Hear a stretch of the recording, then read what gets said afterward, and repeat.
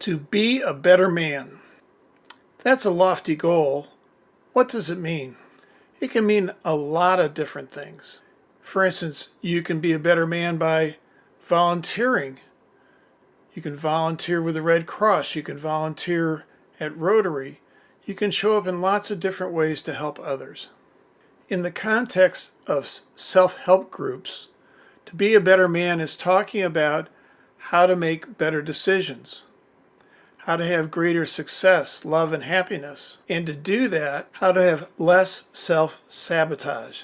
The self-sabotage that comes from the programming we received early in life when life was unfair, when our caregivers could have been better men and women, when misfortune struck. During those early years, we received programming to that fight or flight response center we call the amygdala.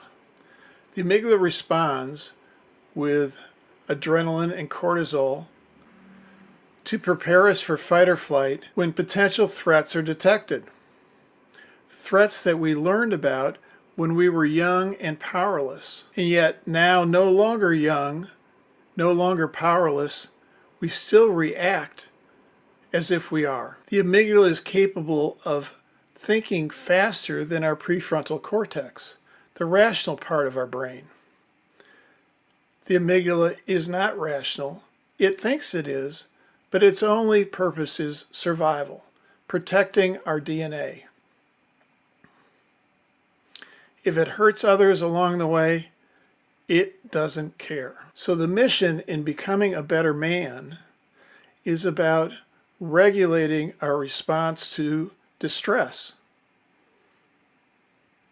It's been shown in studies that those who suffered childhood abuse lack the ability in their prefrontal cortex to regulate the amygdala response. Our purpose then in a self-help group is to change that dynamic. We can supply support, that experience, strength, and hope that we get from the camaraderie of other brothers.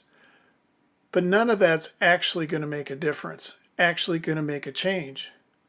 Hope is not a strategy. Hoping that life is fair is not a strategy. Neuroscience has shown that our brains are capable of change. It's called neuroplasticity.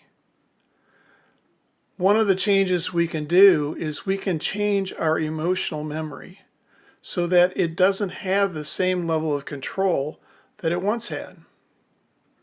We don't change what actually happened, but we can change how we think about it.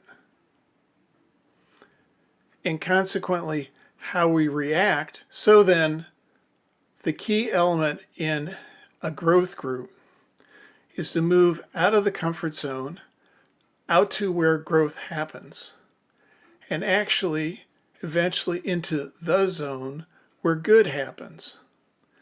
We do that by maintaining our key principle of accountability. We hold ourselves accountable for our actions and words and the impact they have on others without regard to our intent. When our actions or words are hurtful to others, holding ourselves accountable means we look for corrective action. How can I change in a way that in the future that won't happen again? So I'm no longer reacting from those false beliefs that I once learned that aren't true. The false beliefs of I'm bad, wrong, guilty, not enough, and life is unfair. If you have the intention of being a better man, making better decisions, not self-sabotaging yourself, eliminating those regrets, having greater success, love, and happiness, then let's strive together to do the work that it takes to be a better man.